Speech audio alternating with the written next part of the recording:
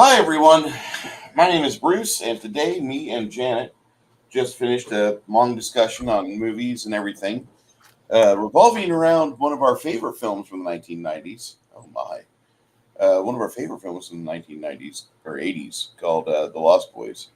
And hmm Janet, you've had this movie on your list for a while. Why did you want us to watch The Lost Boys as hard as you did? Because it's a great movie. I love it. I think it's good. I think it's well made, and I don't know why anyone wouldn't like it, especially if you watched it when you were young. It's an iconic vampire movie. It really is. It kind of started some things in my corner of the world.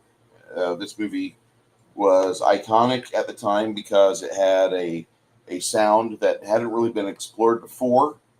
hmm There was a lot of people that were wanting a new vampire film, and they wanted it to have a modern feel, which this really does.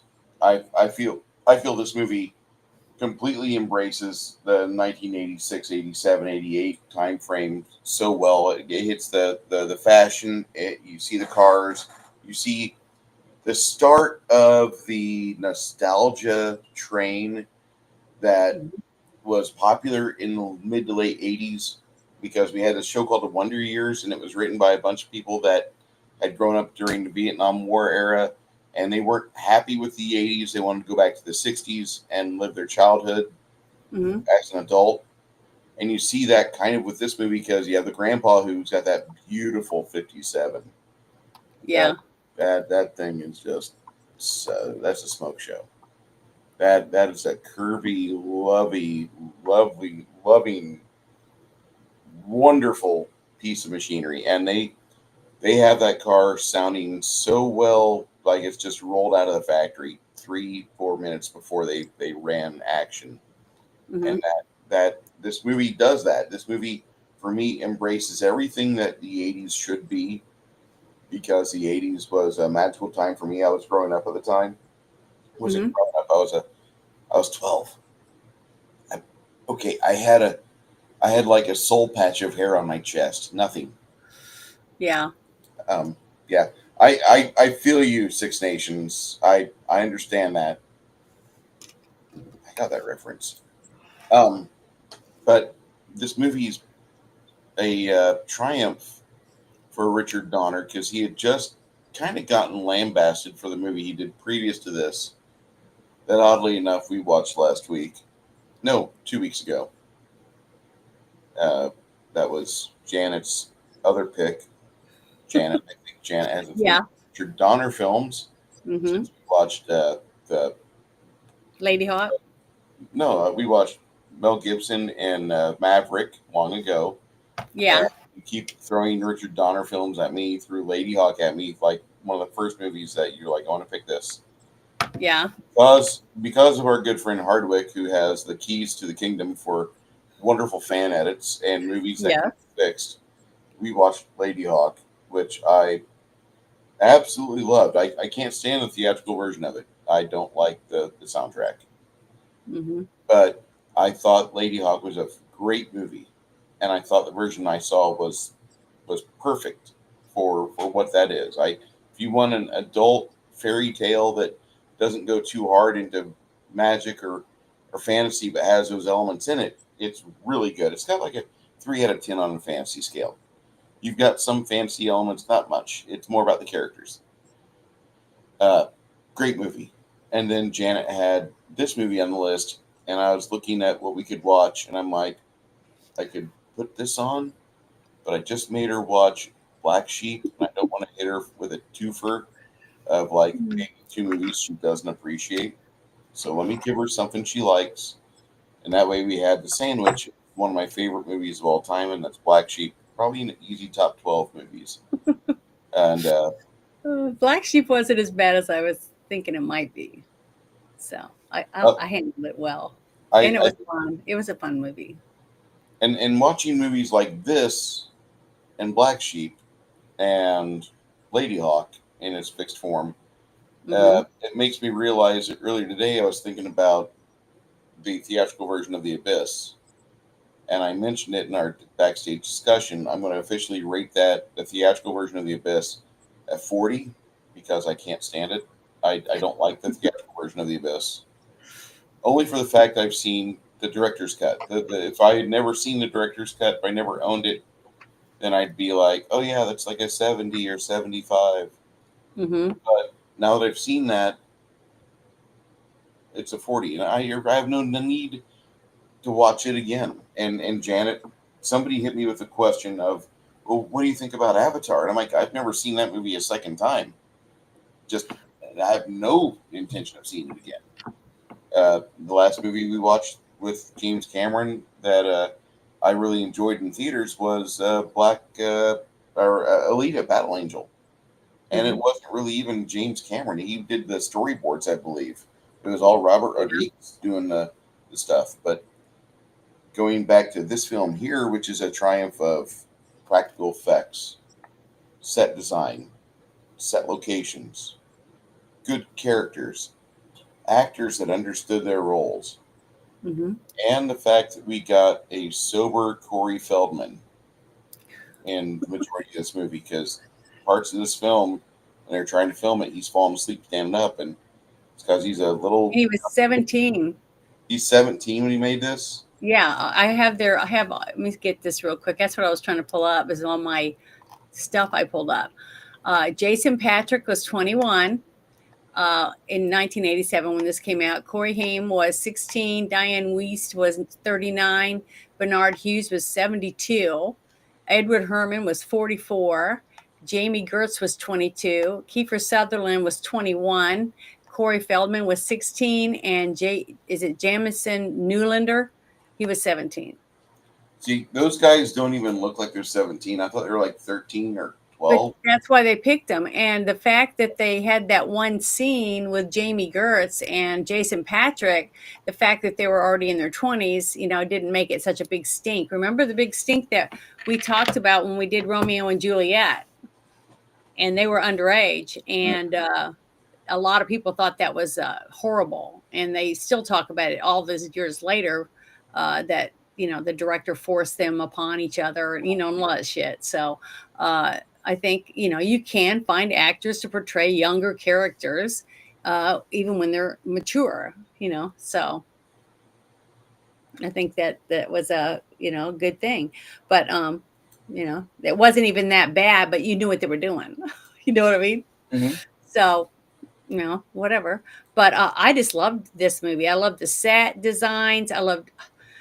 To me, when I was young, got to watch it, it seemed like it was happening right then, when I was alive, that it wasn't, an old vampire movie, you know what I mean? Like this, like in the 1920s or whatever, like you see when you're a kid and you're watching these movies with your parents, all vampires, are from, the 1800s or whatever, really olden times, like we'd always say. But I loved it when I first saw it, and I saw it on VHS tape. I think it was at, God, I don't remember, was it someone's house I was visiting? But the thing is, it was awesome. It was an awesome movie, and I love that. I've never gotten to be anywhere where they have a street like that with all the carnival and stuff that I've seen in so many movies, like from New York and in San Francisco. And what is it? No, you lived in Nolans for a bit, right? Yeah, but they don't have that.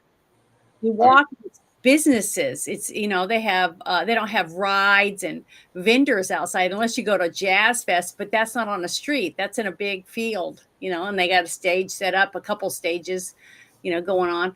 But to walk down a street where people riding bicycles and skateboards and wearing roller skates, you can't roller skate on grass.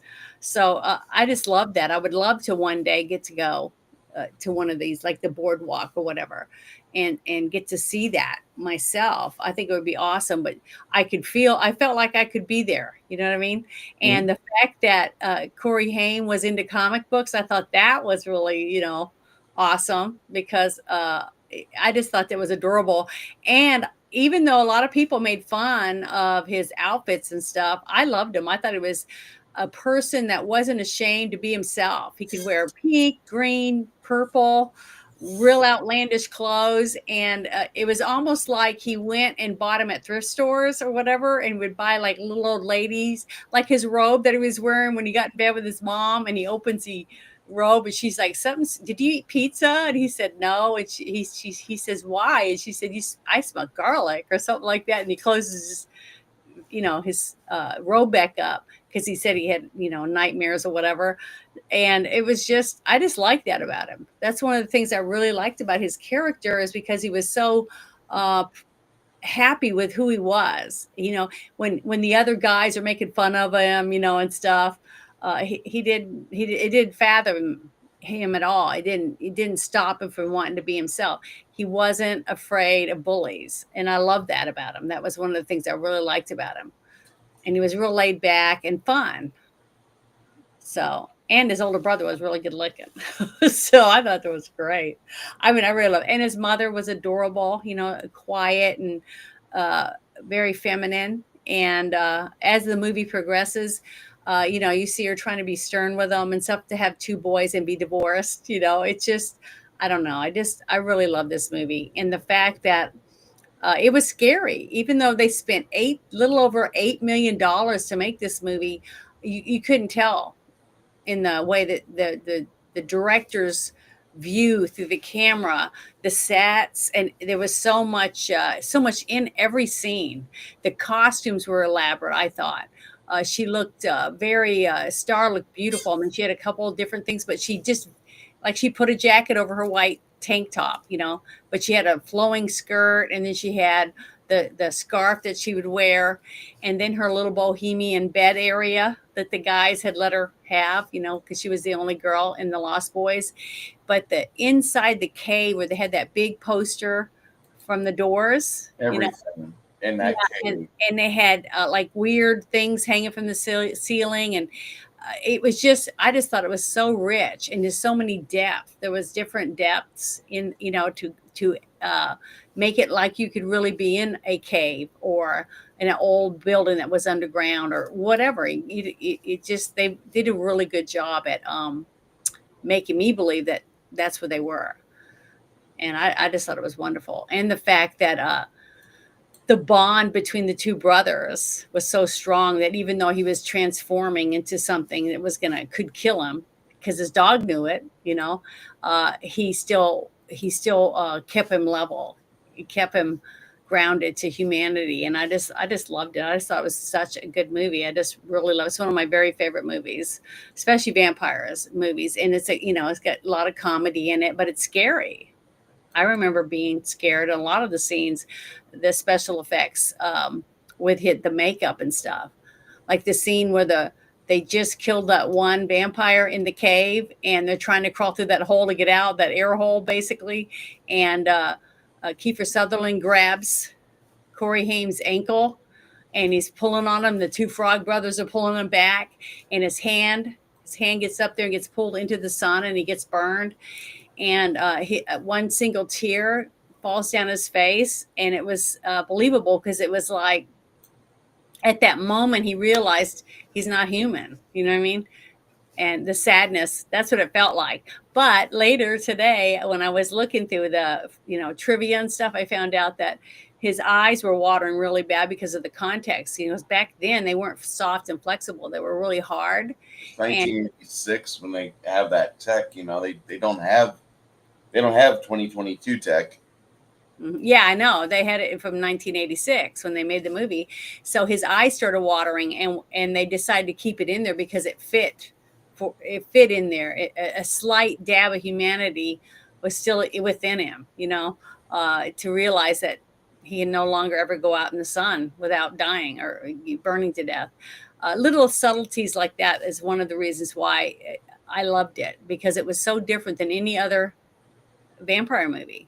And you know how I am. I love vampires, and I love watching different vampire movies to give their own little twist in it. I even liked Twilight, even though I know you didn't. I loved the books. I read them I was glued to them.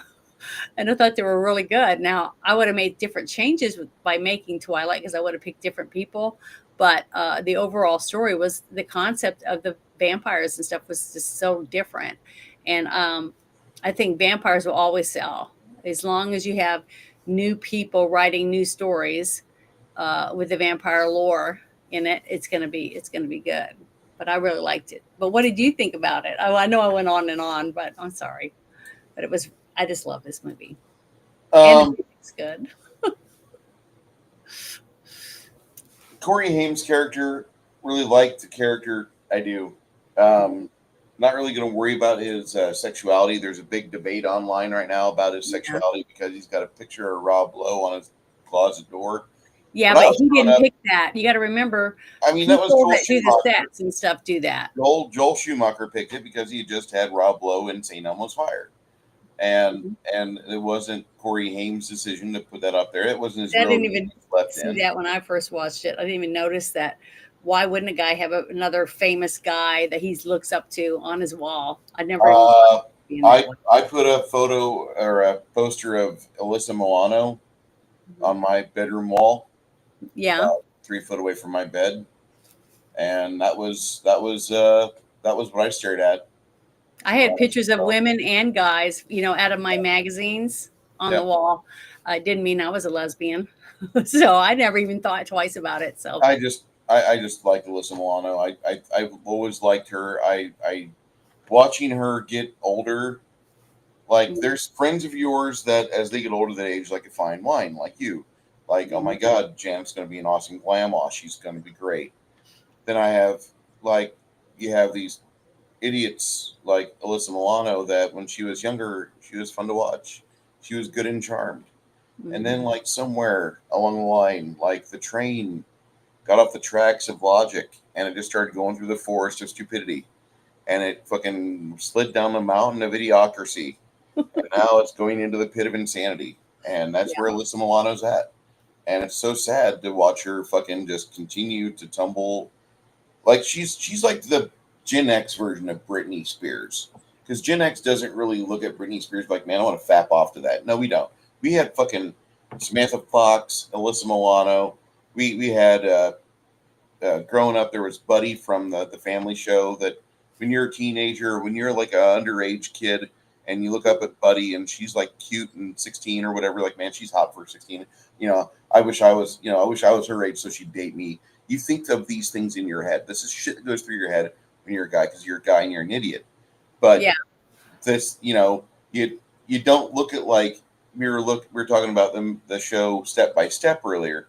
And when I was growing up, Step by Step was like 1991, 94, somewhere around there.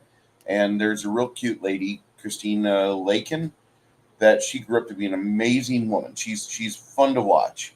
She's on a show with Stephanie Tanner from Full Mhm. House, and there's another girl. Like, these three girls are hanging out, and they're older ladies now. They're in their 40s, and it's kind of catching up their lives and how they turned out and how they're decent to each other and how they overcame drug addictions and all this. But when I was growing up, I didn't think anything sexual of Christine Lincoln because she's like a child. She was only Yeah. 4 years younger than me, but I had just turned 19, and I sure as hell don't want to go to prison for fapping off to a 16-year-old. Yeah. You don't want to do that. You're like, I'll wait till she turns 18. Just like in '94, I saw the movie The Professional, and I'm like, wow, Natalie Portman's going to be a beautiful woman when she turns into an adult.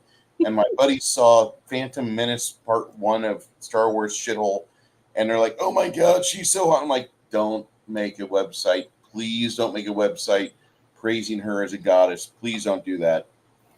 And Well, I like, had that happen to me too. I remember going to see one of my girlfriends said she wanted to go see the Spider Man, and I said, "Okay, I'll go." And she was wearing those shoes, that I guess, and I don't think you can even buy them now, but they lit up when you stomped your yep, feet. yep. Okay, she had those in the theater, and we're sitting there, and she was like all giddy over Toby Maguire, and I was like, "Oh, that's disgusting. He's like 12. It's what he looked like, Girl, And I said, and then I was teasing her forever after we went to the movies because she was stomping her feet and all giddy watching it. And it would light up the whole aisle. And when we were on our way home, I was like, what do? You scoped out the fourth and fifth graders or whatever. I was teasing her for because, he just looked 12 and there was nothing about him that I thought was attractive. So I used to tease her about it. So I guess, I can understand why you'd say that to your guy friends. So in '86, my uncle put this on his bedroom wall, Yeah. and it's still one of my favorite posters of all time. I'm sure she does not look like this now. I've seen the girl from the No Doubt CD case. I know what she looks like now. I'm Yeah. sure this does not have the same qualities, but I don't give a shit. This is why we call it retrobating. And No it's doubt. I'm trying to remember. Isn't that Gwen Stefani? on what? No doubt. No. There is it No Doubt. There was a CD She's case. with that country singer now, and she looks good.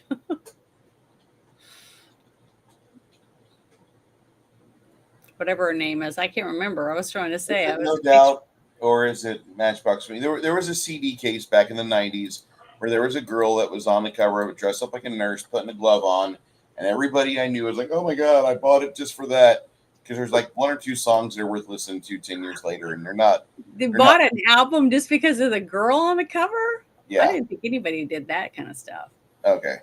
But, oh well. I didn't know. I mean, I did have a Commodore 64 and continued to buy games for it after 1990. So, I mean, that was my mistake. Anyway, knowing that the games would be too advanced for the computer to handle. But no, there was like, just the reason why I go into this is because this movie showcases a lot of things about the 80s and how they tried to bring back the vampire lore and mythos, and they do a good job. The eternally young, eternally beautiful thing.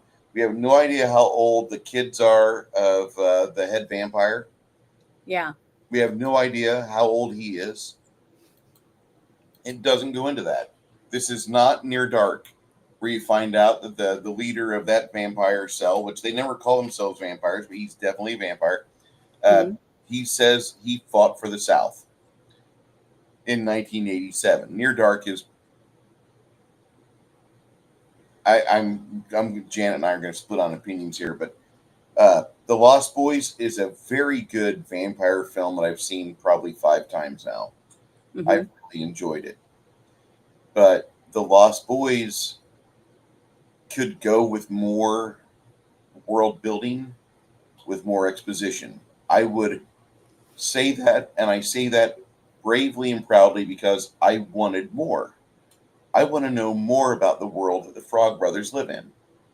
And I think that a lot of us did. I think a lot of us have lived for 35, 40 years, and they've not gotten a whole lot. Is there any Lost Boys comics or novelization? Yeah, I think they did have a comic book.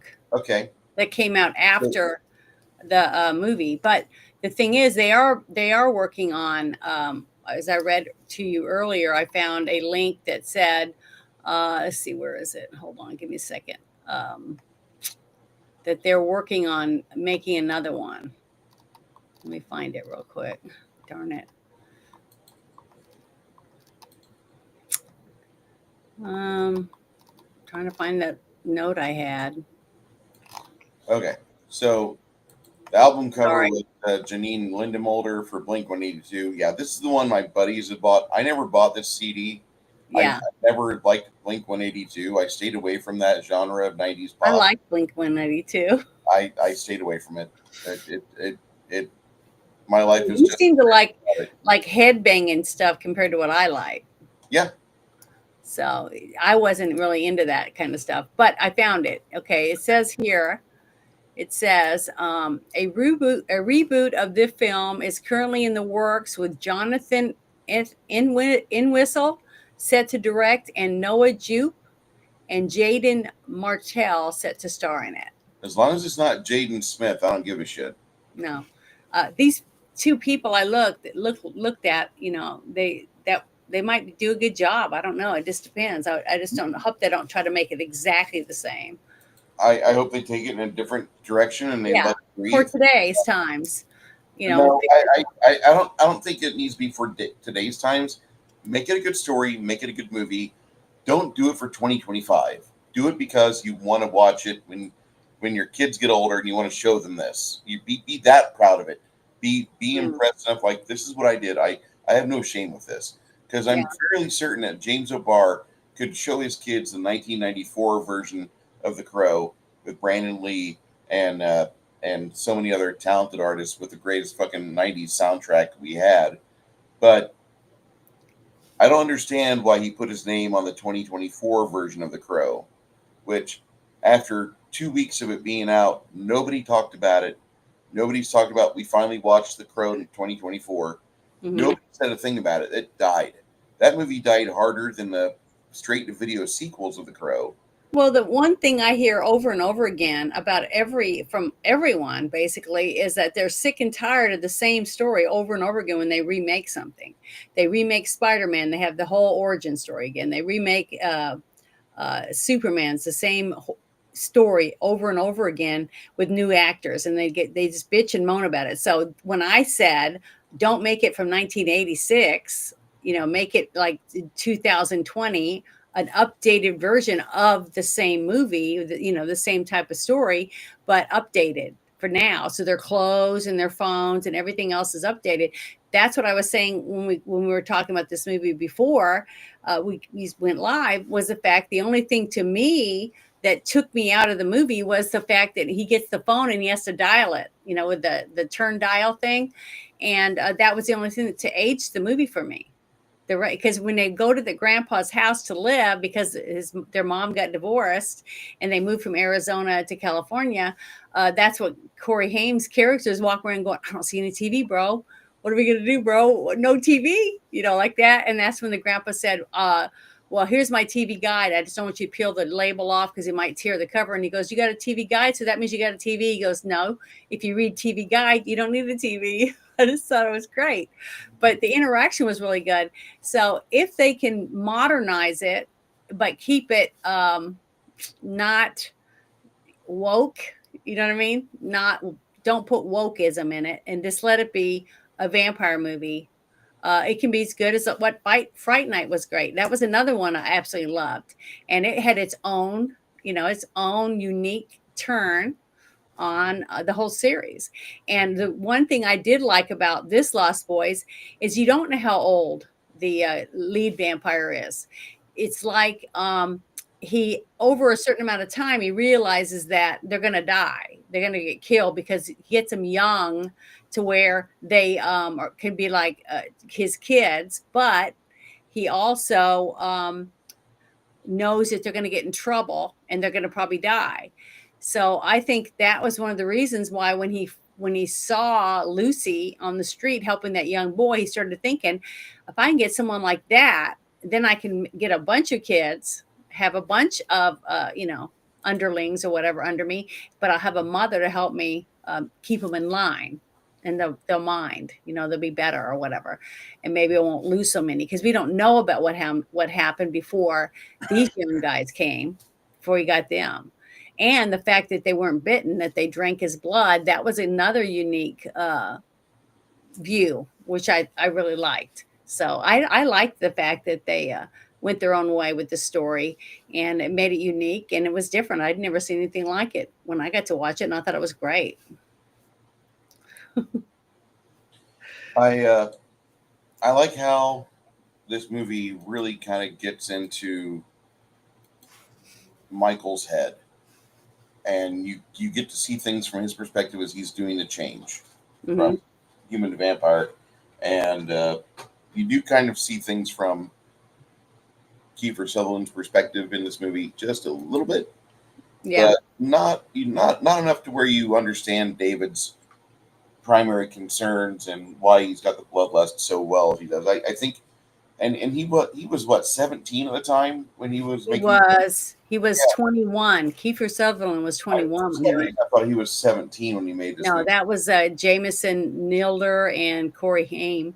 Okay. And That's the reason I thought I read where they were you know, 16 were and doing 17. prosthetics on Kiefer, and But he's young looking. yeah, He still looks young.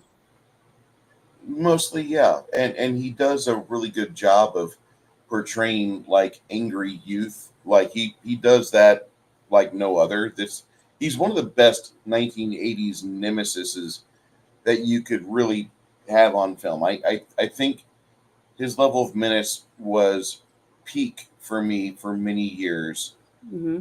and only because of another vampire movie I've already mentioned that has kind of gone by the wayside. And I like David. I like Kiefer Sutherland's portrayal of David. I love the fact that he's got uh, Paul and Marco as two of his main muscle guys. Uh, they just all they radiate menace. They do a really Well, good job. they to me when I watched it, and you tend to stick with it when you first watch a movie the very first time. You tend to pull things out of it, right? But you also like it. If you really like that movie, you tend to cling to those moments in the movie, even though you watch it 20 more times, right? So for me, when the first time I watched it, I saw I my heart was sad for Kiefer Sutherland's character because I felt like he was some young kid that was probably getting in and out of trouble, running around, on the boardwalk and stuff. And this guy came along and offered him a joint or whatever, to befriend him because he knew he was or offered to buy him a motorcycle because he probably came into his shop or whatever. And he gave him a drink of his special wine or whatever. And the next thing you know, he's his underling. And then he used him to recruit other people so that he wouldn't be lonely, basically, type of thing. Because I believe, from my imagination, even though it wasn't in the movie, because we all add things to things, the more I thought about it after I saw the movie, then I saw it again, I'd add a little more, to my imagination. But I felt like he probably killed most of the people, like you saw when they tore all those people to death, tore them all up on the beach.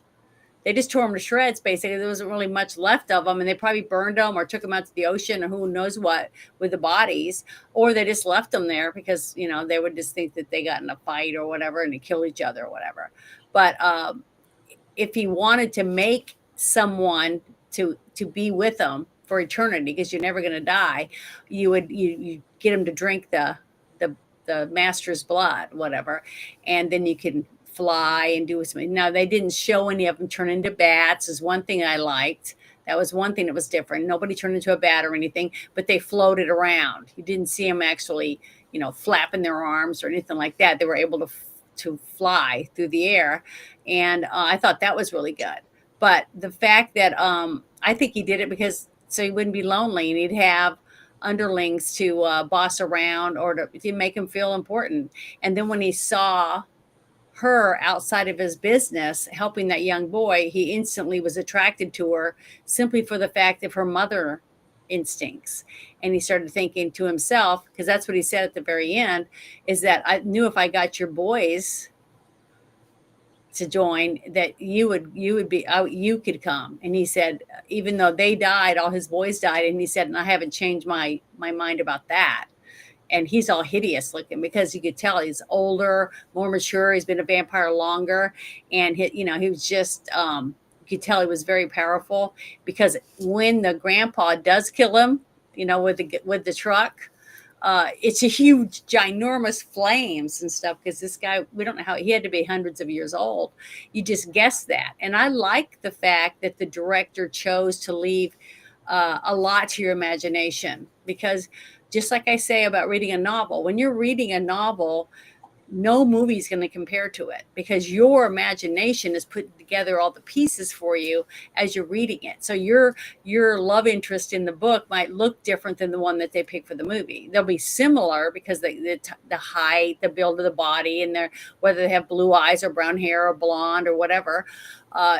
That's a basic thing, but there's a lot of people watch a movie and say, oh, I would have picked so and so for it because the book was different. It brought out something different. So the fact that they went with the characters that they did was all picked because that's what the director's vision was when he read the script and decided to make it.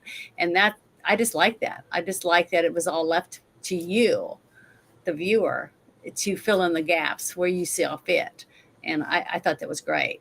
But the lifestyle, and then you have the Frog brothers, and you see their parents, that they're both like hippies, old hippies or whatever, that smoke a lot of pot and they're passing out a lot, and the boys run the shop, and they befriend other young, street boys or whatever, because when Corey Haim went in there and was looking at the comic books, and they ended up knowing things about the comic books, about Superman, different things like that. It gave them a connection, an instant connection, and even though they were close in age and stuff. So I just love the way that they develop the characters and their character arcs as they go. The Frog Brothers act all like they know everything, but each time something happens with the real vampires, they're freaking out, because they've never dealt with anything like this. It's all in their imagination.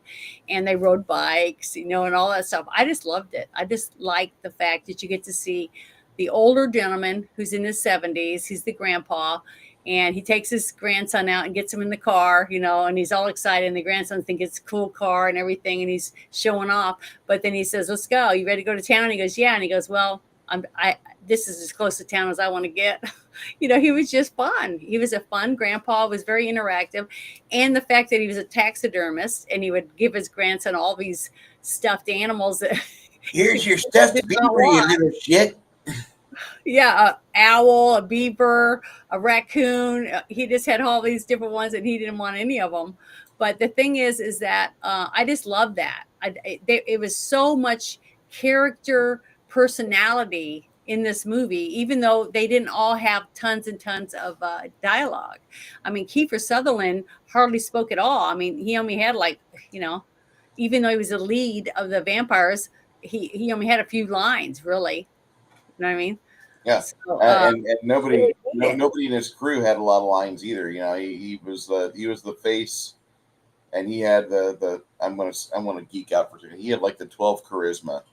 So yeah, you don't even find out why they took a young boy like Laddie, besides them being teenage bullies and teasing the kid and getting him to take a drink from the bottle.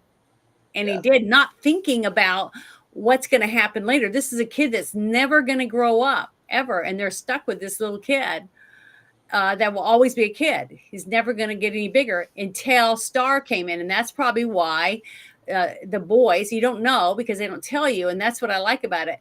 They goof around and they make this little boy into a vampire, and then they see Star walking the street one night, probably broke up with her boyfriend, who knows, sad.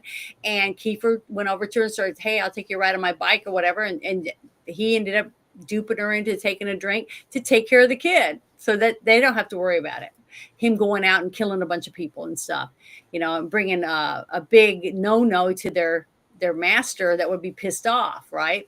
So, he did have some control over him, because when he told him, "Don't come in here again," that kind of stuff, you could tell he was very personable, but fearful. They were fearful of him because they listened to him. They just left. Now, you saw what happened to the cop when the cop said, "I told you to stay off the boardwalk." They took care of him. He was the first one gone. They didn't get rid of the other guy. So during the movie, I didn't know for sure that he was it. But when the Frog brothers, and Corey Haim's character was trying to get him to eat garlic and all that, they didn't know the brother had already said, you can come in. He'd already given him free reign to come into the place. So I loved it. I loved the whole interaction between all of them, and how they're each finding out things like in real life. Just because you live in a house with 5 people doesn't mean that you tell anybody anything. You might say, "Oh God, I got to go get milk and I need to do this, that, and the other," and you leave. Everybody comes back and they're like, "Where's so-and-so?" And they go, "I don't know. Did she tell you?" No, nobody's talking to each other. And normally you get a phone and text them, and they'll say, "Well, she's not responding," or whatever. And then Grandpa comes home, and the one grandson says, "The widow Johnson said not to be late, to pick her up at 7. And he's like, "Oh, I have a date." So he starts getting ready, and he doesn't even, call to find out whether or not he really has a date or anything. They just live life. You know what I mean? And to me, that seemed very realistic. So the little subtle things that they didn't communicate with didn't matter, because it didn't affect the overall story, and it was more like real life for the characters. especially when you got two teenage sons, and school's about to start again in the fall, and they're trying to get used to the neighborhood. You know, like right when they get there and they go to the boardwalk, the older son goes up to this one guy that's on the one of these little, vendors, and he says, "Are there any jobs?" And he goes, "No, not really." And he says, "Good luck to him," and then he goes off. So he right away was trying to find a job. So to help his mother because he knew that they had no money, they were broke. That's why they were moving to go moving with their grandpa because they had nothing, which to me gave you a kind of an insight on what a shitty father they had. Because what father doesn't want to keep their sons, right?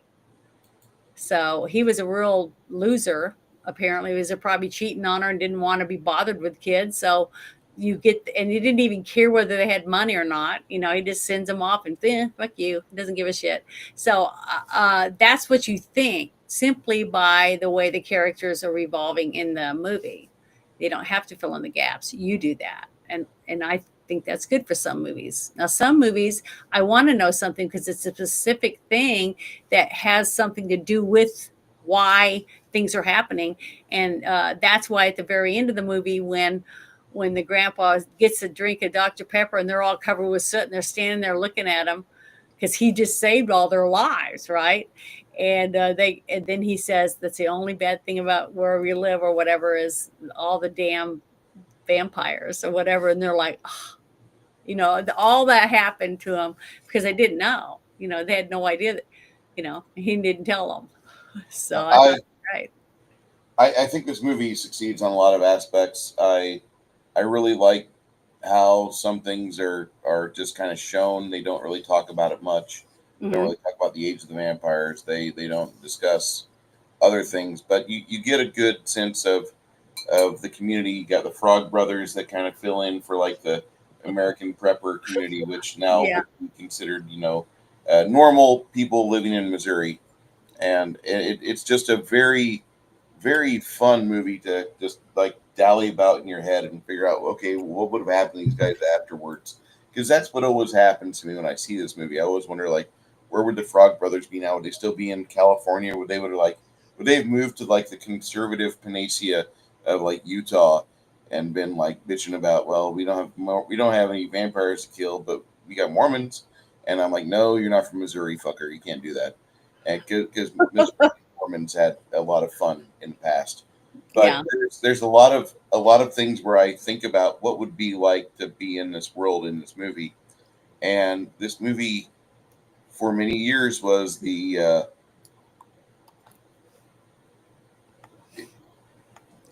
87, 88, 89.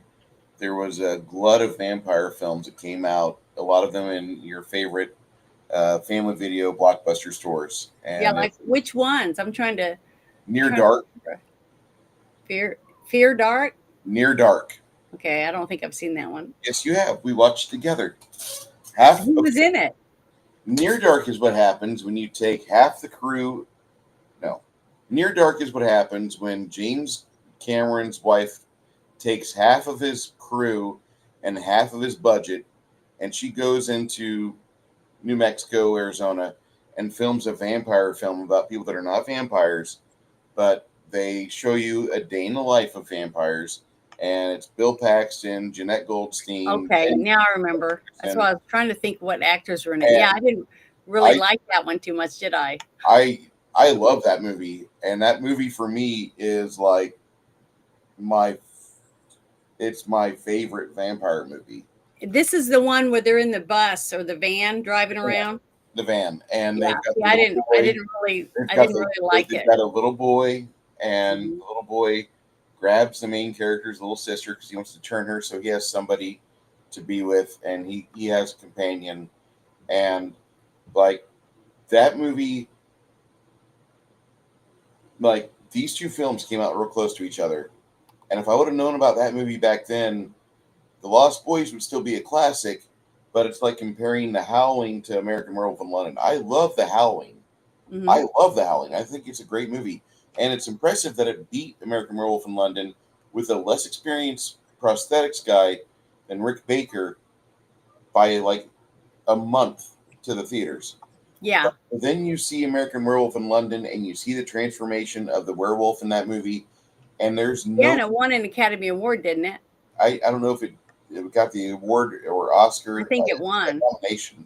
It got nominations, I know that much. But Rick Baker did so fucking well with that. Like he, his protege, Rick Bottin, did not beat him on his initial outing with the Howling. Bottin instead got better, and he beat Baker in the movie The Thing.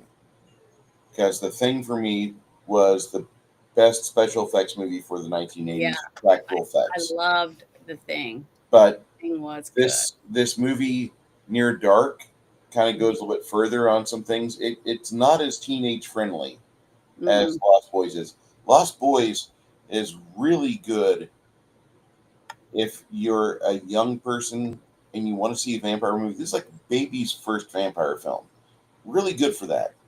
And it caters to adults really well too, because there's some good characters in it. The grandfather, we've all got that grandfather in our life that was a fucking old coot, and he was fun as shit. And if your grandfather was like this grandfather, like if you open the fucking kitchen window, there's marijuana outside. Yep. I'm just saying this, that grandfather was a bad motherfucker. And he rode around with the stakes on the front of the Jeep just in case he did see a vampire while he's out driving. I'm going to take him out for you. I love that. This is a great film. There are other movies that go a little bit further, but this movie is a classic. This movie and Near Dark, The Hunger.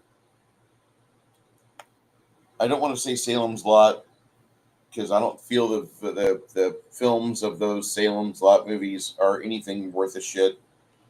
The book Salem's Lot was okay. It's better when you tie it into the Dark Tower, but it's still not a good vampire book. But Fright Night, it was an excellent vampire movie, and I love that Roddy McDowall was in it. See, I love Roddy McDowall. I loved watching those old movies with my mother with Roddy McDowall in them. We've got those 3 80s films right there for vampire movies. Yeah. And then this is also the 1980s. So kids like me going to friends' houses, going in the basement with polyhedral dice and pushing figures around a board and enjoying ourselves playing D&D.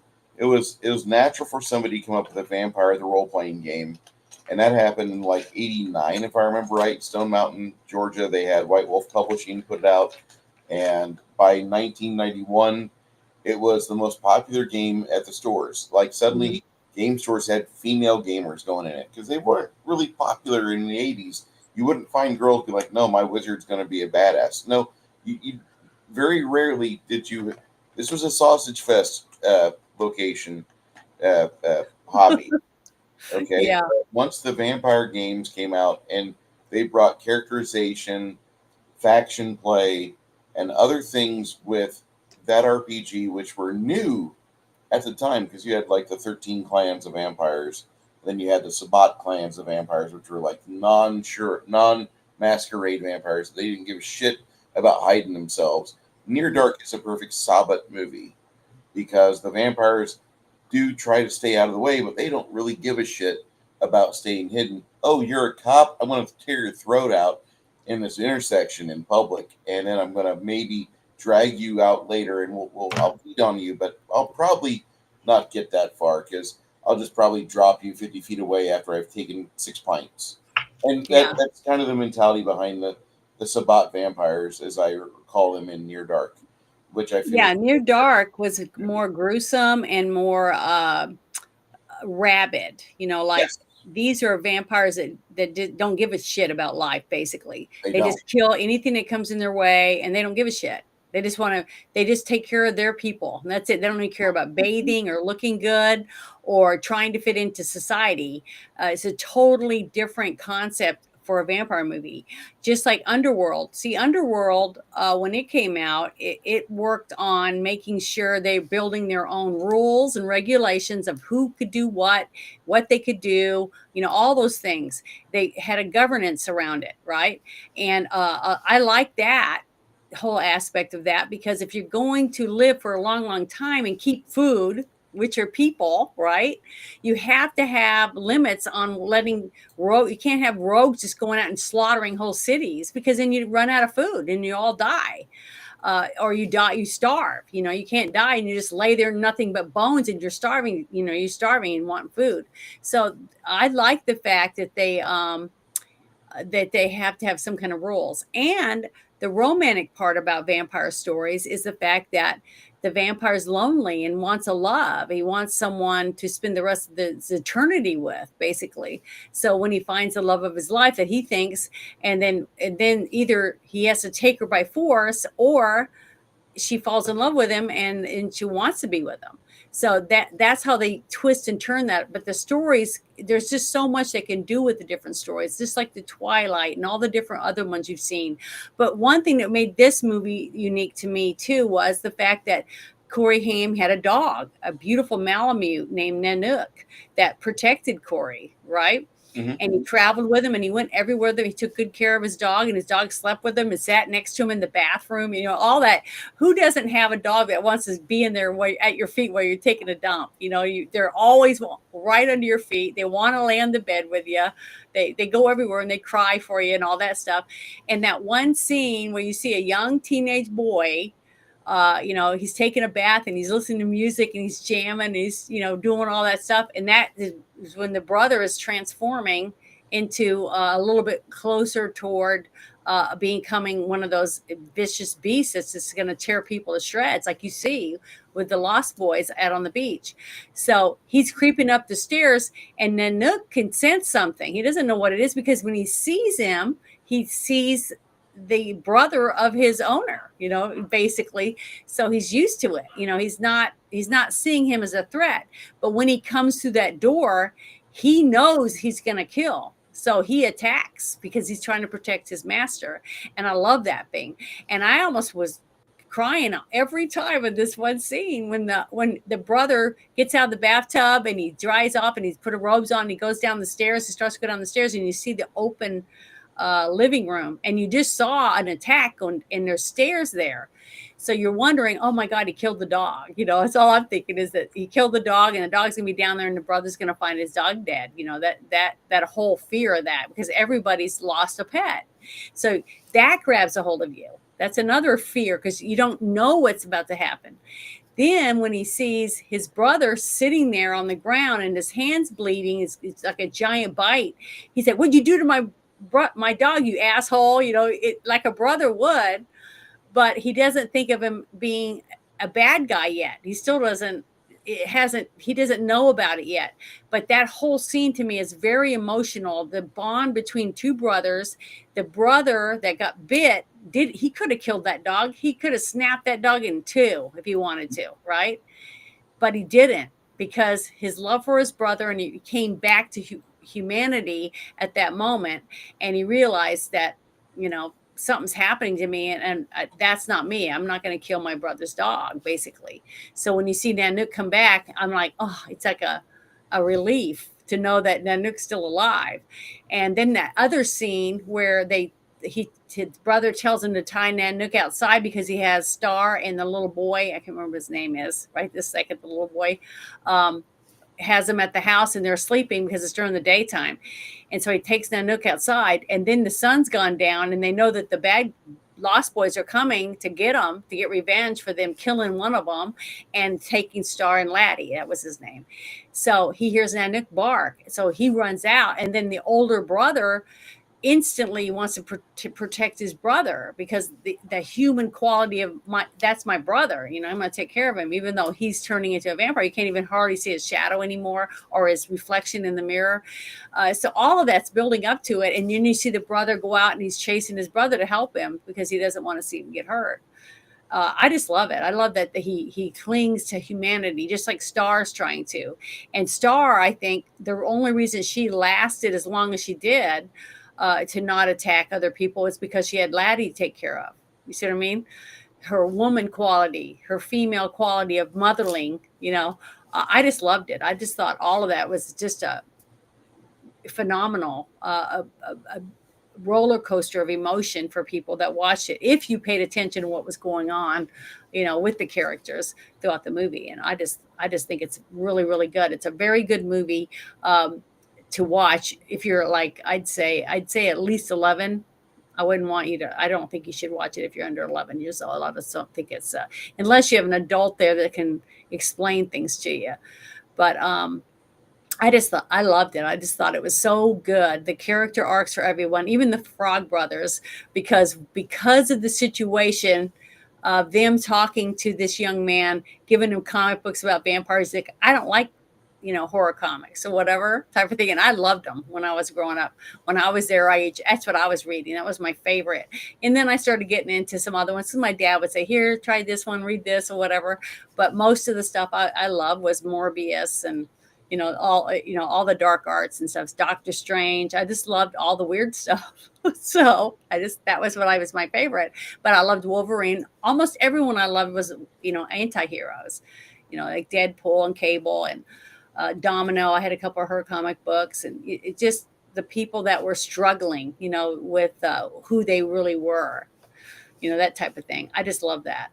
And you can see that in all these characters in this movie. Even the mother, she's trying to connect with her sons and make them help them transition from having a family in Arizona and having, a life in their friends and the dad, and then moving them to California to be with their dad, who's very eccentric, right? And have their own room set up and whatever else, and give them a little bit of time to adjust before school starts.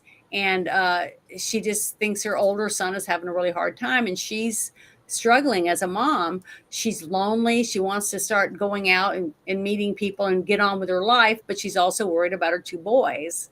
When she calls and asks her older brother, her older brother or son, to stay with him so that he's not by himself. Her other son. I just thought it was very good. I thought it was a really good family vampire movie. I mean, it's hard to say that, but I call it baby's first vampire film. So it's a good movie for young kids, not young kids, but like tweens, young teens, teenage kids want to see a vampire film. This is what I point them out to. It's a very good, got a good story to it. Has good laughs. There's some good laughs in it. I didn't have any problem with this movie. I thought it was for what this movie is. I was really impressed. I think this movie stands the test of time. It's the fifth time I've seen it. I've enjoyed it a lot over the years. It's definitely one of those films that I think nails the aesthetic, and it provided a lot of inspiration to Mark Reinhagen and the other guys at White Wolf Publishing. My bad. They made that Vampire the Masquerade in '91, published it then. They started it in 1990. For some odd reason, I kept thinking it was an '89 release. But with that stated, I was really impressed with it because they recommend Lost Boys as a must-see movie because they borrowed a lot of inspiration from this film for the world of the White Wolf vampire lore. And you can see a lot of that when you start reading through the source books and the novels. It's a lot of fun. I think that David and his crew are just wonderful, wonderful foes for a good aligned group of people. The Frog Brothers seem a little underpowered or misguided, but I thought this movie was very, very well done. We have a lot of people that are in the chat talking about how this movie is based on story Peter Pan. Yeah. Lost boys and continuing their youth and their childhood. And I think that makes a lot of sense with it. I don't know if I completely agree with that, but I think I can see some parallels here. Being a donkey, being, wanting to. Well, I can understand why they would say that at first, because at first you believe that Kiefer Sutherland's character is the lead vampire. You don't realize that Max is really the head of the vampire coven, basically.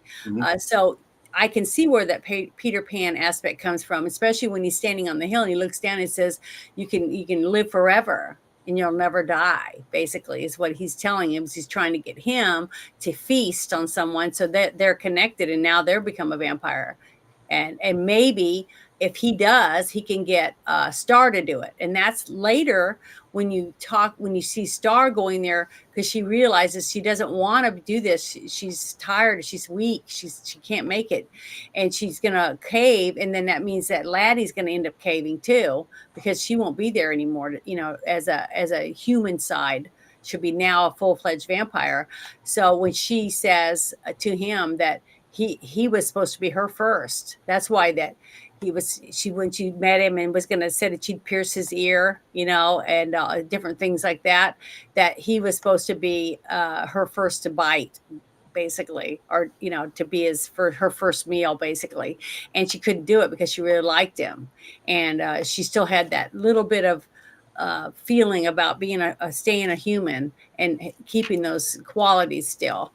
So see, there's lots of details in it. It's just that I think a lot of people who don't really, they just kind of skim over it. I know so many people that do that when they do a book. When they read a book, they just kind of flip through it and only read certain parts that they think are interesting. It's if they don't really read the book, so they don't really get all the character development and things like that. And a lot of people do that with movies. I'll be talking to one of my sisters about a movie, and they'll say, "Oh, that was good," and I said, "Well, what do you think of this part?" "Well, I don't remember that." And they'll say, "Oh, yeah, I had to get up and go. The door rang or whatever." Instead of pausing it, they just let it play. So they miss a lot of things that are important. I mean, just imagine how bad it would have been if I didn't sit and watch that whole movie with the pirates and the space herpes and all that stuff. If I'd got up 4 or 5 times, how much I would have missed, because so much stuff was going on all the whole time the movie was running. So it's important to really pay attention to each of the characters the best you can, and try to piece together what's going on with them and why are they connecting. And so later, when you find out that she was supposed to kill him, it makes sense. Why would this guy that says, "Star, come on," and he puts her on the back of his motorcycle like it's his bitch, basically, let her go and hang out with this other guy? See, it did. I was kind of wondering, what's he trying to do? Get her? Is that his sister? I didn't know. I was trying to figure all that out the first time I watched it. And he did it because he didn't really want him to join their group. He just wanted him to be her first kill. And it didn't work out that way, the way that he thought it would work. But Laddie, we still don't know why Laddie was in it, besides being as a toy or whatever. They were bullying him or whatever. I don't know. But she definitely wanted to take care of him. And I don't think she's the one that gave him the blood to drink, the young boy. So to me, that was the really heartbreaking part. And I remember when we watched, what was the name of that one? With the rice vampires, and you had the really young girl that will never grow up, that basically was now a vampire. I think it was Vampire. the what? Interview with the Vampire. Yeah. So, and it's heartbreaking to know that she'll never, all she ever wanted to be was beautiful and get to grow up and have a regular woman's body, with developed breasts and all that stuff. She wanted to grow up and be beautiful, and she was never going to get that. She was always going to be trapped in a kid's body, and that was a curse to her. She didn't even want to, she didn't want to be around. She didn't want to live. She wanted it over with. And and so they didn't go into that kind of detail for poor little Laddie, but I just loved it. I just loved it. I thought it was really good. And then they make jokes about it later when the Frog Brothers, when he tells them, they go, "We don't ride with vampires." He goes, "Fine, find another way home." And we do now. And they get in, together. The thing is that those were 2 young brothers whose parents, were probably doped up all the time, basically. And the brothers are the ones that try to take care of the business or whatever, the best they could as kids. But they read all the comic books too, so they believed in vampires because they were saying, "Does a breath smell?" All the different things. But as you could tell, when they finally did kill their first vampire, you could tell after they did it, they had never done it before. So the whole thing that they were spouting off to Corey Haim's character was fake. It was all in their imagination about what they wanted to do. So a series or a movie about the Frog Brothers would have been really good to see them still fighting vampires in California, and they have a business now, kind of like what Ghostbusters did. There were ghost hunters, you know what I mean? So that would have been a different thing to look at. But it just never happened, I guess. Somebody just never thought it would be big enough to make money or whatever. Or maybe the one character that was a brother, really, they didn't think that would be around to make another one, because he already had a drug problem at that time at 16. So maybe they just didn't think it would be a good investment. But see how they look like an 80s band. Trying to think of some of the names of some of these bands. Whitesnake, like Ringer, Cinderella. Yeah. Brooke McCarter. Poison. Brooke McCarter is this fella right here. He's been passed for almost 10 years now. 10 years in December. He had liver issues. Poor guy. The one with black hair. This one right here. Oh, I don't see anything yet. Oh shit. It's all right. I do that too. Brooke McCarter, this guy. Oh, okay. Yeah, the one who died in the bathtub. Yeah, he got shot in the bathtub by the water. He passed on. This guy, Alex Winter, later became famous for being Bill and Ted's Excellent Adventure. When I saw this, every time I'd watch it, I kept saying, why does he look familiar? After the first time I watched it. I actually liked him. I could never because I never watched Bill and Ted's Excellent Adventure. There's another show he did on MTV when he was trying to get more and more coverage on MTV, and he was actually kind of a funny character actor or an actor just at the time. He'd been in some other films like Barbecue Movie, and he was in a video for Red Hot Chili Peppers. It was, I think, Knock Me Down. And Excellent Adventures finally gets released after being in development hell for 18 or 20 months. And then they made The Bogus Journey. But he was on a show called Freaked. And that was really just a good outlet for him. I like Alex Winters. I thought he was fairly good. He's also in one of my other favorite movies of all time, the Death Wish 3 movie. But look at that picture right there that you have up. That doesn't even look like Kiefer Sutherland to me. I think it does. I don't think it does. That's him with a baby face. I know, but the picture of him as a vampire is not what I'm used to seeing. You don't see Kiefer Sutherland playing a bad guy, especially covered with blood. I'm just going to say that we come from a different time, the two of us. Yeah. Because I remember him in Stand By Me, and this is a movie that I really don't watch anymore, just for the fact that I'm no longer 12. Yeah, he was a thug, but he wasn't a person that would slash you and tear you to shreds. As he holds his knife in his hand. I think if he would have had opportunity to kill them. Yeah. If he would have had the opportunity to kill these guys in this movie, he would have done it. But his friends are there, and he's, as much as he wants to, the conviction isn't quite there yet. He's definitely wanting to. He's on the road to being a sociopath. Definitely. Yeah, but he might one day be a serial killer. This is the movie that I watched the most with Kiefer Sutherland growing up, because my mom was concerned about my moral health. And so I'm a sociopath today because I'm just rebelling against mom, and I want to throw communists in the wood chippers. Mom, that's what moms do. Like I said, communists belong in wood chippers and long ditches.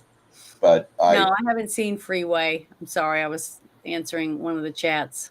Okay, but this is how I remember Kiefer Sutherland growing up. He was in other things growing up as well, but that's what I remember him the most from is Stand By Me. And that's a fine performance he does there. He does a good. I think he's a great actor. He makes a great villain, and he's been around. He's done things. Uh, Although he was in the new Smurfs movie as Hefty Smurf, I don't recommend. That's all I'm going to say. Well, I mean, when I said that, I meant dressed up like that. Like when he That said, my bad. Michael, remember when he says, Michael, it's time or whatever, and then you see his face move forward like that, and he's got the fangs and the scary eyes and teeth, and his face is a little changed. That was very traumatic for me to see him that way because I've never seen him like something like that as a real monster. Yeah. Seeing somebody that's a bully, usually a bully, when you go back and look into their background, they had a horrible life. You know, they have bad parents, they get beat or whatever it is. And I could make excuses for him, you know, as a bully because of his home life was so bad. But to see him like that, it's just hard for me to it's still hard for me. Now the other actors, it wasn't so traumatic for me to see them that way because I never saw him in anything. But to see Kiefer Sutherland like that and still see it like that, it's just hard for me to realize it's really Kiefer Sutherland because it's just not something I normally would picture him like for whatever. I like him as an actor. I think he does pretty good in movies where he's a little bit more unrestrained. His character on 24 for a few seasons was actually kind of how I envisioned modern day Batman would be. And I thought he did a really good job with that. But then 24 lost his nuts and it stopped being a good show. So I stopped watching it. And that's The one I liked him a lot in was the one where he was the next in line to be president. I'm trying to remember the name of it.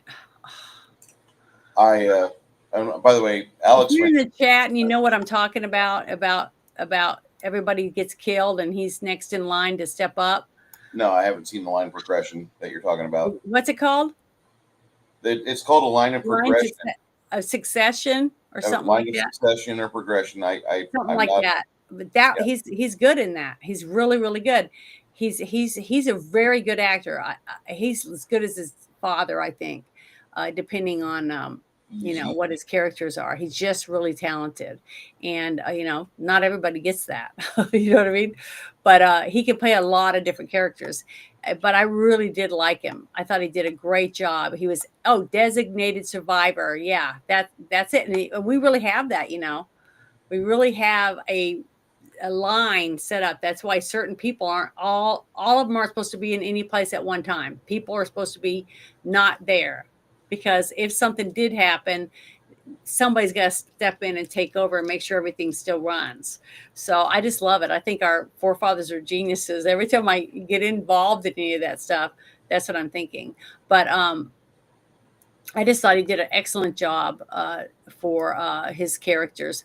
But a couple of things that I was able to dig up was it said that says here, the vampire gang led by David, played by Kiefer Sutherland, is known for their distinctive 80s fashion, including feathered hair and leather jackets, and that they wanted that to become like an iconic vampire lore. See, when he put it in there. And when the director took this movie, it says the original script was intended to have a younger cast similar to the Goonies. However, when Joel Schumacher took over as a director, he aged up the characters, leading to a more mature storyline. And I don't know. I'm glad I saw it that way. Just like what you guys were talking about seeing, what was it, Avatar or something, and then or some other movie you guys were talking about, and how you didn't like it at all because once you saw the original or the other version of it, the straight from the director or something, the other one sucked. The House of Wax is what we're talking about. The House of Wax and Avatar or something. No, The Abyss. You've already said that. The thing is, I'm thankful that I haven't seen it because I loved The Abyss. I thought The Abyss, and still, it's one of my favorite movies. The way it was made, everything about it, the romance between the battling husband and wife and all that, I just thought was great. But I haven't seen the other one, so I can only go on what I've seen. And you know, that's the way I feel about this movie. And somebody who sees a new Lost Boys. Let's say they make one and they base it in the 1920, 2020s, sometime in there, and they base it for that, and they update it a little bit. Um, Whoever sees that, whatever young, 13, 14, 16-year-old watches it, they'll probably watch it, and then they'll see this one because their grandparent or whatever might say, "Hey, look, this is a really good movie. Well, I watched when I was a little kid," and they'll say, "Oh, that's what normally happens." So, uh, like Twilight, I read the books, and when I saw the movie, I thought they were really good. It's just that I didn't like some of the actors they chose for the parts, but I thought it was really good. I love the way that they portrayed their vampire story, and all of them are different, and that's what's good about it. Is I don't want the same repeated story beaten to the ground. Like I went and saw Nosferatu at the movies, and I loved it. So I So don't here know. we've got a guy by the name of Alexander Bacon Chapman. He's Hmm. one of the surf Nazis in this movie. Yeah. And apparently, the novel was supposed to have more to do about the surf Nazis, and it was supposed to be a little bit more in depth. I have no idea, but his character gets torn apart in this film, Hmm. and it's in this actual scene right here where they rip the roof off the car, which I think is one of the best roof rips of a Yeah. film. Her reaction was really, really intense. Nori Morgan. I hope she did other things. Oh, we're on her IMDb. What else was she? That's That's it. it. She That's probably all. got married, Probably. went on and did something else with her life because she was young. She didn't look real old, Yeah. but she looked scared as shit when that roof came off and you saw her crawling across it, not knowing what to do. That was a good scene. Even the people, all the guys that they got to be around that campfire that were having a great old time, and they just swooped in and started taking people and tearing their heads open, and it was gruesome. That was really good. But see how fast it was? It was so quick and only in there for so many seconds, but it was still memorable. Oh, that's terrible. Oh, that's where did you find that? God damn it! I I Poor needed that in puppy. my life. That poor dog. But man, See, that's what happens. That's how accidents happen. It's something that happens that you don't expect it to happen. And so yeah, I feel sorry for that little so puppy. we need I'm to trying to read some of these discuss notes I what's have. going on next week because we got to change. Our friend Hardwick Pinflow has opted to showcase a movie that I saw when I was a young boy.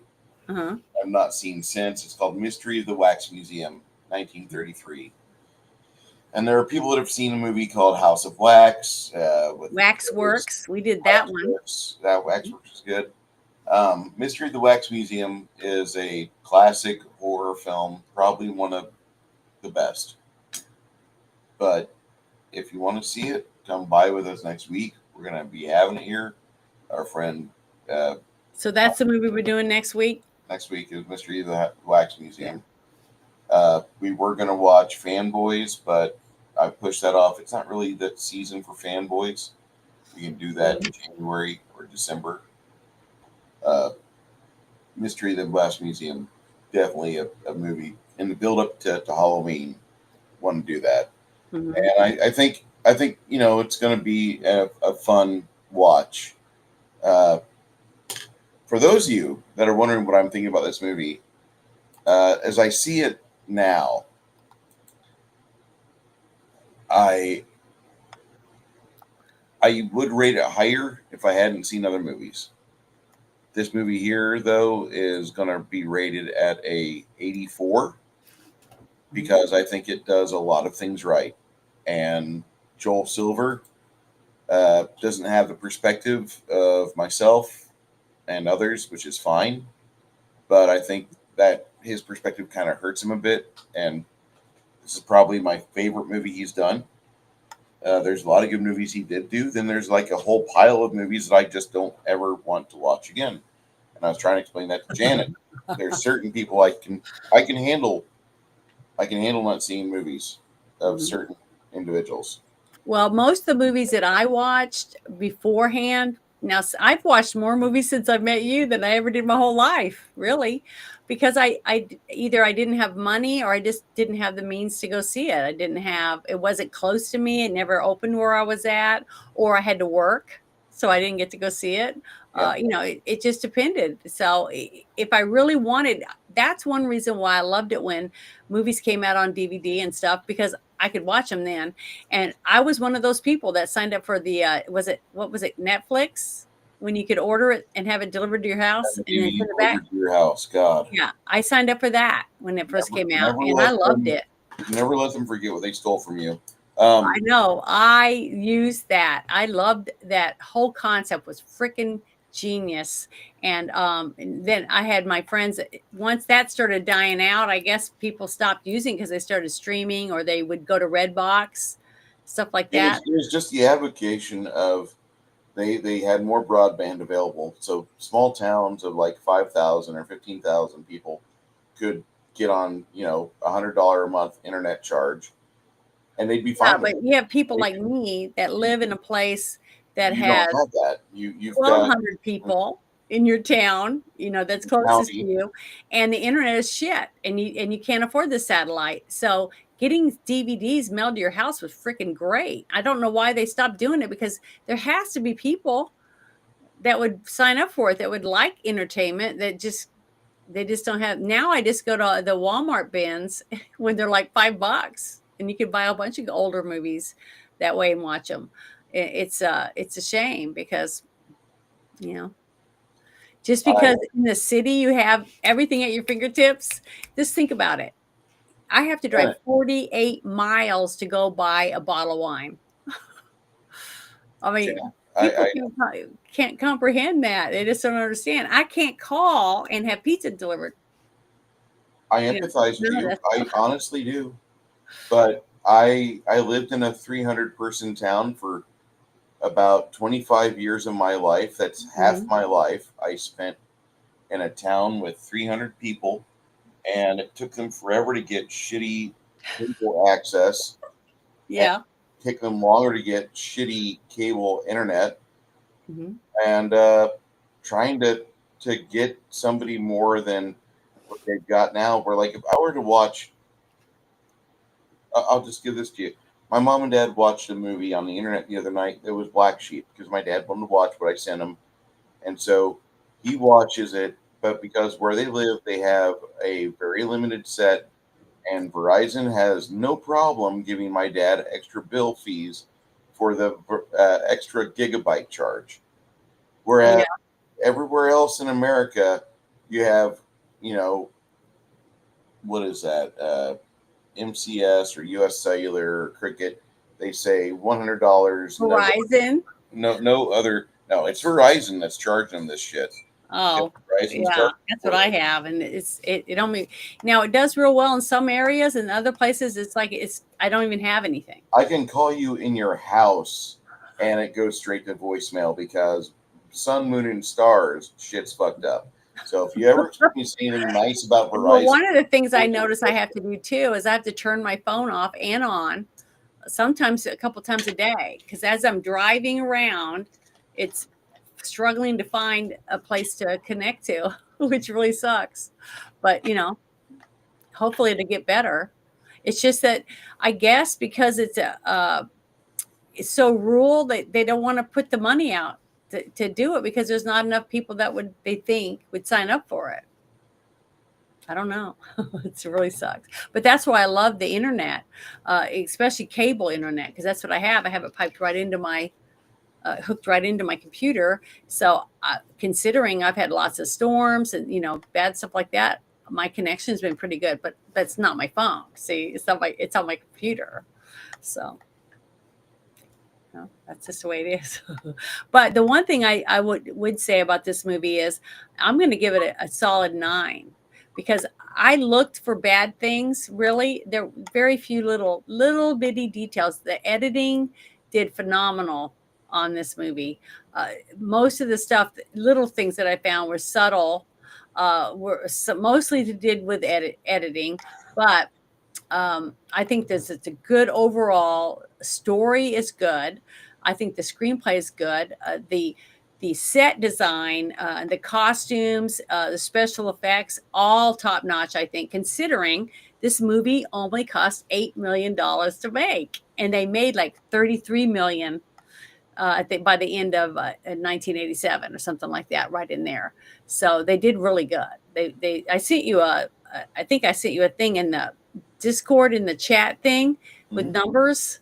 If you want to bring that up, I don't know if you can or not. I haven't complained about the budget or the fact. No, I know, but considering that part of it, because you got to pay the people for filming and the lighting, and you got to pay for the food and the costumes and makeup and hair and set design, set building, just whatever they needed. And that whole thing that they did where they had them hanging. Now, that was one of the mistakes that I found. Okay, you see the three guys hanging, right? From the ceiling or whatever with their bat toes and stuff. You get that whole thing. And then when they come right out, when they fall and they're all fighting, they have shoes on. So there's little subtle things like that. And most of that would be editing, because they should have, the editor should have seen, hey, they don't have shoes and they land, now they have shoes, just little things like that. But it's very, very subtle. This little, and I just happen to be looking at it because I've seen it, 20 times. So each time you watch it, you're going to find one more little thing, that you missed the other times you watch, because I didn't remember anything wrong with it the very first couple times I saw it. But now that I'm looking, it's a little bit more obvious. But the fact that this movie made that much money shows that I wasn't the only one that thought it was a great movie. And it made me like Kiefer Sutherland. It made me like Corey Haim. It made me like Jason Patrick. It made me like even Diane Wiest. I thought she was just wonderful in this movie as a mom. She was so dainty. I feel like she weighs maybe 95 pounds, but everyone, who wouldn't want a mom like that? That's loving and affectionate, that let them have their time, space. She gives them space and things like that. I just really, really, really love this movie. It just, I don't know. I could watch this every month, once a month, with no problems. I think I would still like it. So I can't help it. It's got everything. It's got romance. It's got fear where you jump, you laugh. It's got comedy. It's got horror in it. It's just got a lot of good, tasty tidbits throughout the whole movie, I feel. There's my point of view. Yeah, Diane Wiest is right up there with Dee Wallace as far as 80s film moms go. I think she's about as perfect as film moms could get. And they both have their strengths. Diane is very willowy, and she looks like a strong wind would carry her away.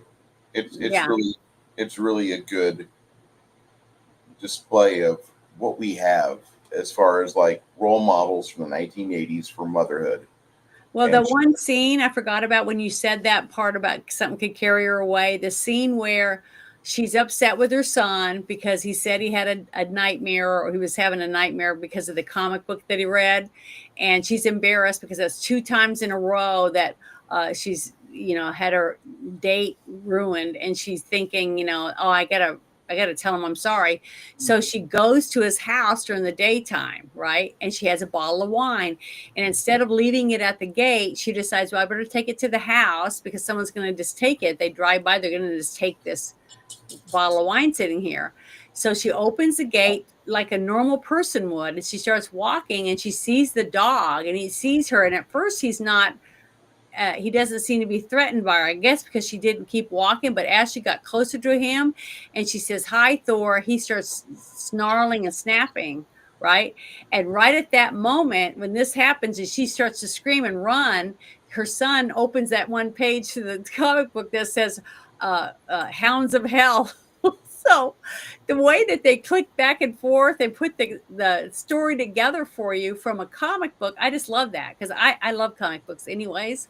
So I just love that the whole setup for that scene. And then you see how upset the son gets when he realizes mom's life's in danger. And then when she jumps over, and she's tiny, and she jumps over that giant gate, and the dog grabs her skirt, he's ripping it off of her basically. It looks so realistic to me, the whole scene. And you're like, clenching your fist, hoping that she's not going to get tore up by this dog, not realizing that it's protecting its master, that type of thing. That was a really intense scene for me. And I thought both of them did a phenomenal job because he just jumps on top of his mom, to protect her. And I just thought both these boys that played her sons in this movie, well, he's not a boy, the older one, because he was in his 20s, but I just thought they did a great job at acting like they could be really her sons for the characters in this movie. And her saying dad and the way she talked to him, I just adore that because I'm a daughter and I had a dad that I was really close to. So she just pulled at my heartstrings. I just absolutely loved her and her father's relationship. And her father definitely was, stood way out. Even though he was a supporting actor, he grabbed every scene he was in, I think. I'm just adding that little tidbit I had to. And the scene, that one quote from him, he said, the one thing about living in Santa Carla, I never could stomach all the damn vampires. Everyone knows that. Anyone that's watched 80s movies knows that one line. And the other one that Corey Haim says, Death Mysterio. That part was pretty good too. So, are you there still? I'm still here. I was just looking for a miniature lighthouse. Anyway, I I say this movie's an 84. I'm going to keep it at that. I'm not going to drop it. I am That's going to fine. say that I probably am changing my score on Near Dark because I Yeah. see the two movies as they are, and as time goes on, I've seen Near Dark more times in 2 years than I've ever seen Lost Boys. Lost Boys is a turning point for me because that was one of those movies that had a great cast, had fun 80s fashions. I'm not going to mention Corey Haim's fashions because I, I I feel that while they're, Janet says, well, he was allowed to do his own thing, blah blah blah. I honestly feel what it is that it's Joel Schumacher trying to dress him up as gay, and I'm just going to lay Maybe. that right there Yeah. because there was the allegations that the Hollywood crowd was doing things to the Coreys, and it just all that shit fits together. It might be considered a conspiracy. Well, I'm glad I didn't know anything about any of that until recently because it really would have hurt. And now that he's dead, it's even sadder. But Um, that if all that stuff did happen to him, I wish that these people be punished for it. I absolutely feel like it was being put upon his character by the director, and there's things Mhm. that between the clothing, the Rob Lowe poster. Well, no, Rob Lowe was just in my last movie, St. Elmo's Fire. Now, dude, you're trying to make your fucking lead actor seem gay. Okay, whatever. But I don't have a negative on that. That's Mhm. part of the '80s. The '80s was a decade where you had a lot of things change, and you had the gay screaming coming from 1% of the population or less, uh, Mhm. and they acknowledge us, and that was always what you hear. It always is what you hear from the minority. Anyway, Yeah. um, not that I give a shit, and you know I'm going to concur with Six Nations. He says no kid dressed that fucking loud, as I recall, back in 1987, or had a Rob Lowe poster on their fucking door. Well, I never had Rob Lowe hanging on my wall. Samantha Fox, Say that. Alyssa Milano, the original Hooters girl, Farrah Fawcett, all Farrah the guys Fawcett. I Oh my knew God!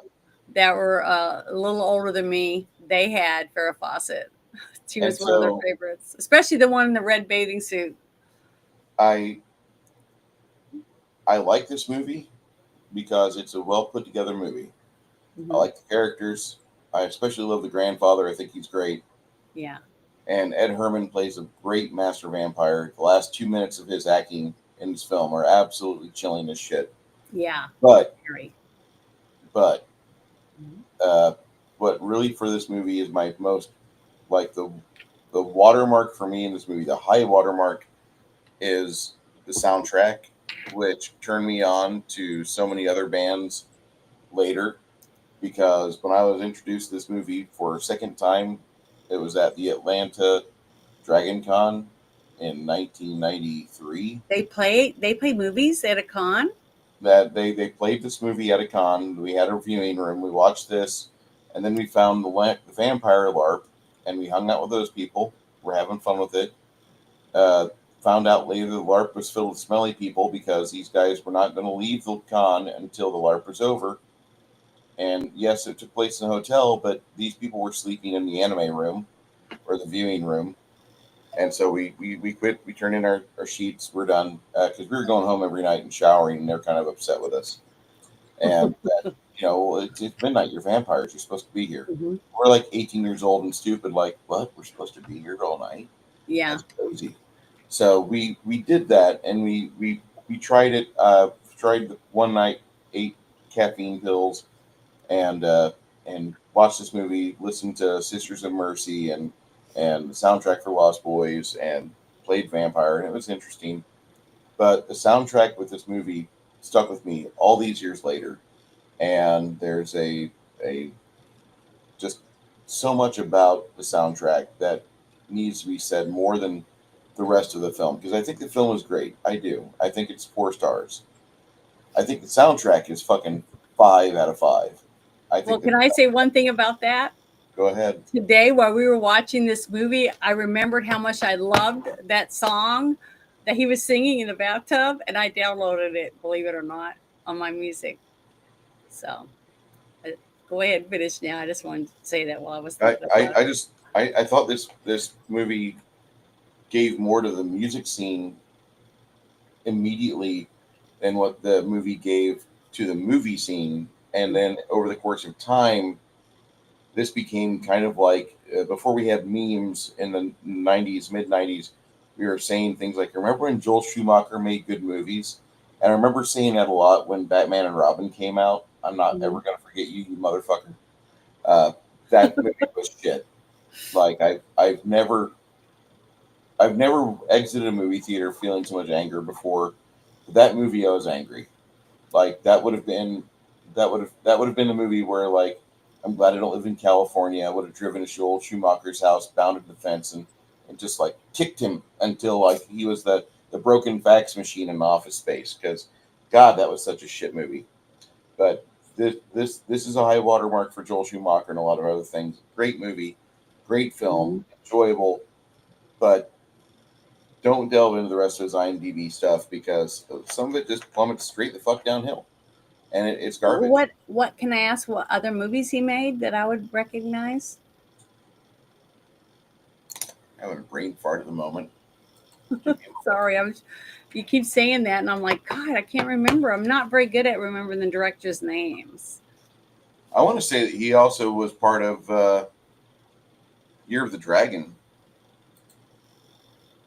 We just Kung watched Fu that. one, the one with all that stuff.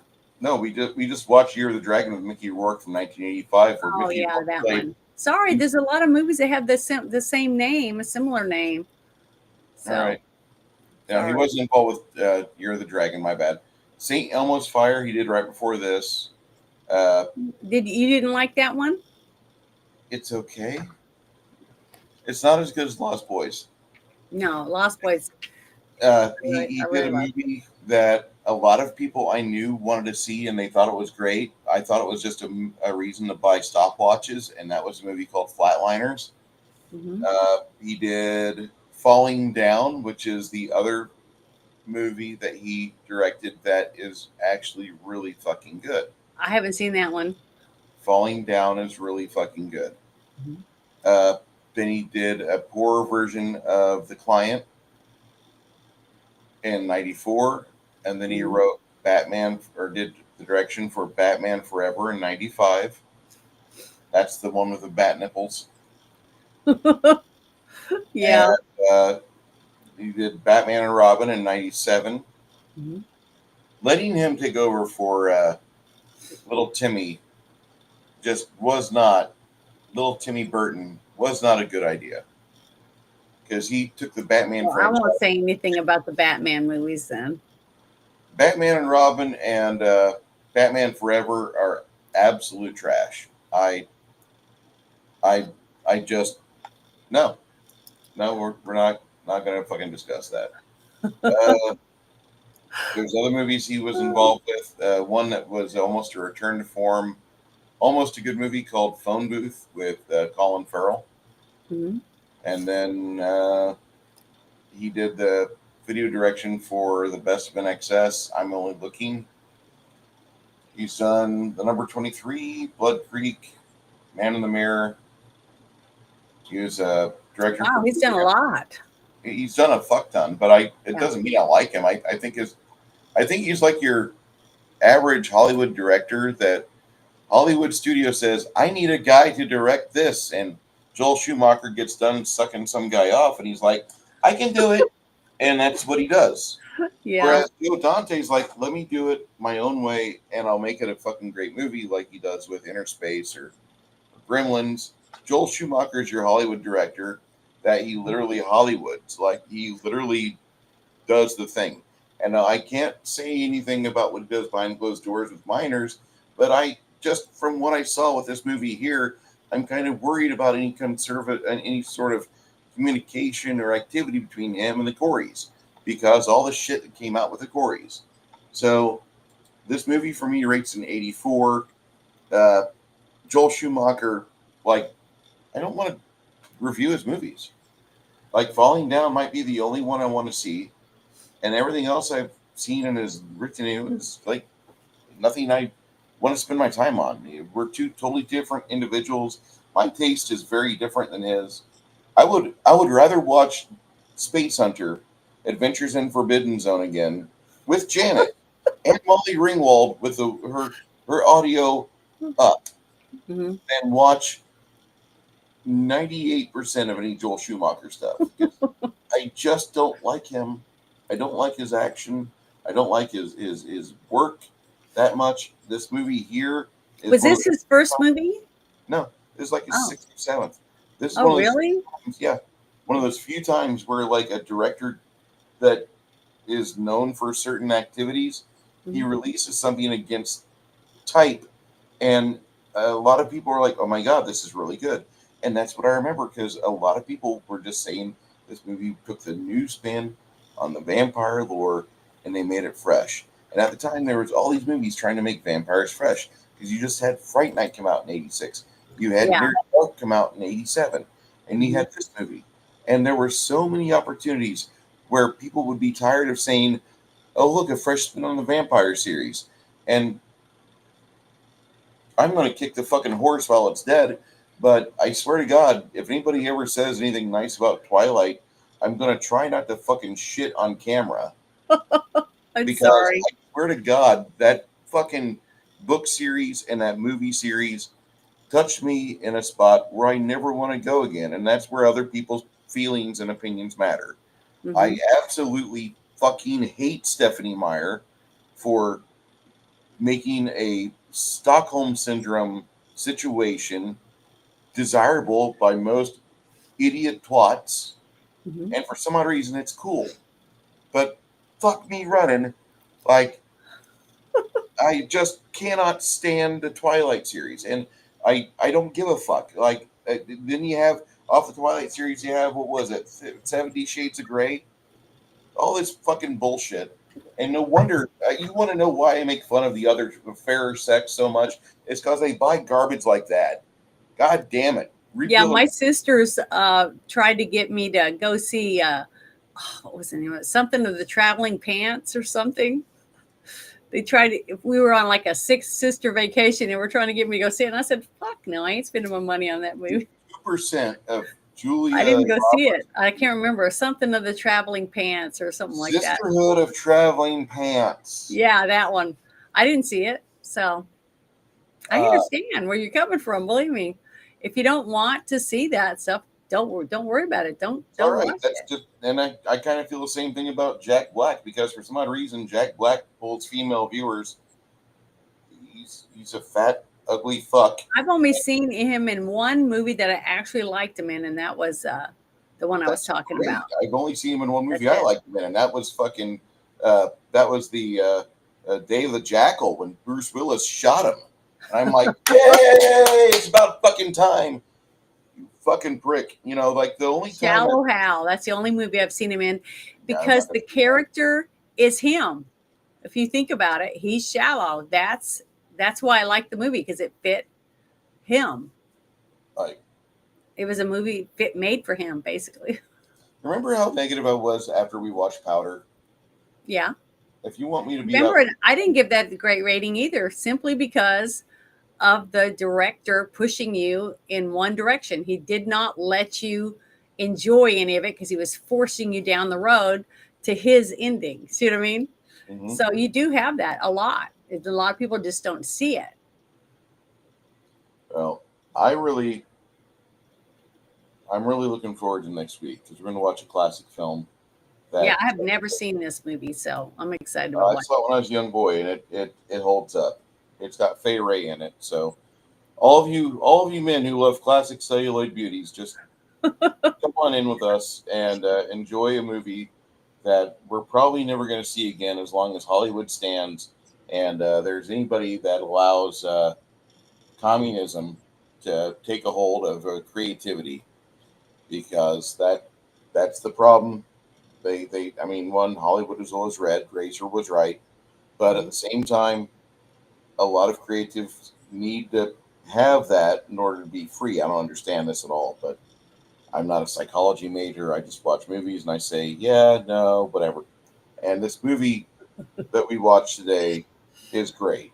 I Mhm. love The Lost Boys.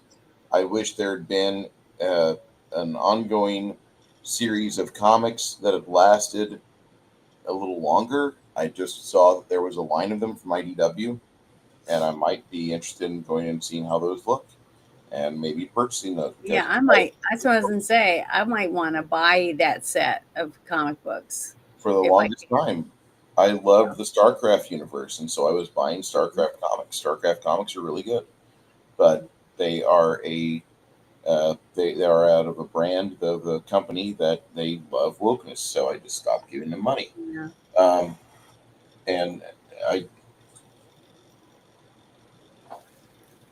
that's just where we're at. Janet, what do you have going on this week? Um, really don't have much. Monday night, I'll be going to be in the Guardians tomorrow night on Bears channel and play Mystic Mirage. So I'll be doing that, and then not anything until Thursday night, and then Friday night shit show, and then playing the game again with you on Saturday. That's my whole life. That's all I have. That's all I do. So, Raise chickens and work, in between when I can. So um, about it. What do next you week, have planned? just slumbering czar on Saturday. Maybe if something pops up. I did have a funny comment in my notifications from a certain individual I made a video about like 2 weeks ago. He's like, "Oh, at least this video got Oh, 100 views." I'm like, I remember "Yeah, that video. yeah." Yeah, And I'm like, dude, I'm not trying to make my channel to make it about views. I put it out there because I want to shit on popular people, and yeah. that's what I want to do. I want to be a shitlord. I don't want to be a popular shitlord. I want to have my opinion that nobody else has. And if I got to drive up to fucking Nanook, Canada, to go beat the fuck out of a 5 foot tall Canadian leprechaun with no teeth in his fucking head, I might entertain that thought a little more. If I get my ass beat by him, I will. But I I just like stop talking negatively about other YouTubers, you little cuck, and go make helpful videos if you want to help out the hobby because the hobby needs help. You don't understand that. Well, I Anyway, might make some. I might try either Tuesday night or Wednesday night to do another live stream like I tried to do for the late night circus because I hmm, got dressed up and I could not get it to work. I could not get it to stream. Uh, to the channels I was trying to get it to, and I couldn't figure out how to make it work. I was just struggling. So I'll sit and try to do that again. Or I'll do a music stream or something on X and just play music videos and stuff, maybe dress up in the 60s attire or something. And because I like dressing up, it's fun. I enjoy it. And I love music. Music is one of my favorite things. So I might do something like that. So be on the lookout for a live stream that just pops up. Fair enough. And I also go to other channels, and sometimes they invite me on to hang out and talk about stuff. So we'll see. You do that too, don't you? Occasionally. Yeah. Try to. All right, guys. That's See it. you next week. Watching the movie, The Museum of, or what was that? The Wax Museum. The Wax Museum. 1933 with our friend Hardwick Benflow. If you want to watch it with us, contact Janet exclusively, and she'll get you the link for her Discord. My name is Bruce. Janet, show us out. See you guys later, and enjoy the rest of your day or night.